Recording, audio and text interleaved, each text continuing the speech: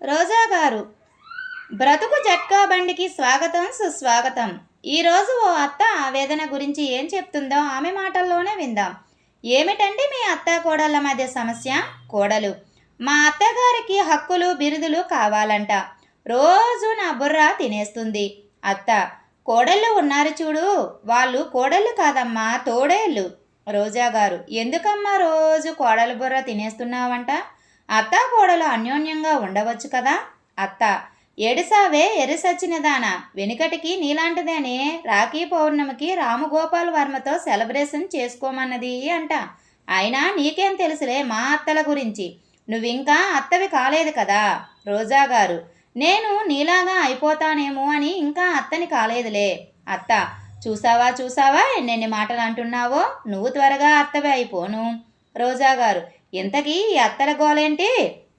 అత్త: చూడమ్మా, గడసరి అత్త సొగసరి కోడలు అన్నారు. సొగసరి అత్త గడసరి కోడలు అని పెట్టవచ్చు కదా, మీ సొమ్మేమైనా పోతుందా?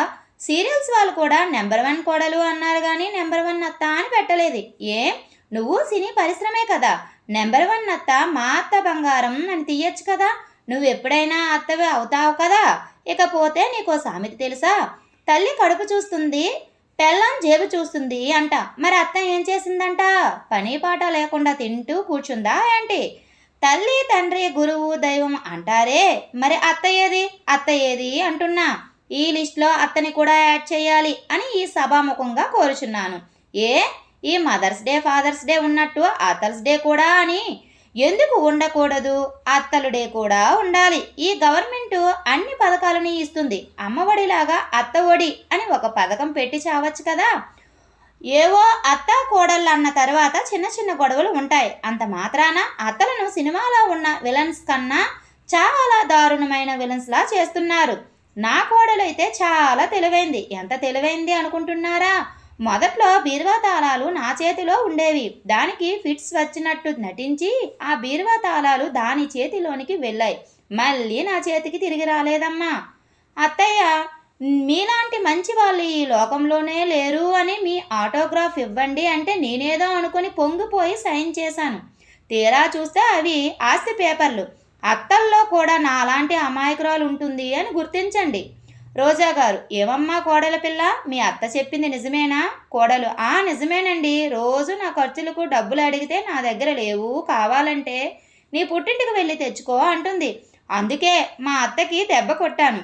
అత్త: చూసారా, అదే ఎలా ఒప్పుకుందో. మాతృదేవోభవ పితృదేవోభవ ఆచార్య దేవోభని ఎలా అయితే అంటున్నారో, ఈ లోకంలో ఉన్న కోడళ్ళందరూ అత్త దేవోభవ అని అనండి, సుఖపడతారు.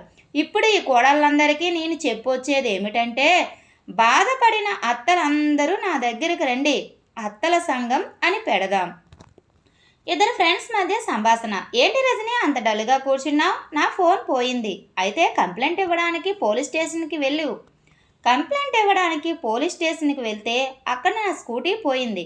సరిపోయింది, నీ కష్టాలు ఆ దేవుడే తీర్చాలి. నా కష్టాలన్నీ దేవుడికి చెప్పుకుందామని గుడికి వెళ్తే అక్కడ నా చెప్పులు పోయాయి. Thank you friends. ఈ వీడియో కనుక మీకు నచ్చినట్లయితే ప్లీజ్ లైక్ చేయండి. Please subscribe my channel. Thank you.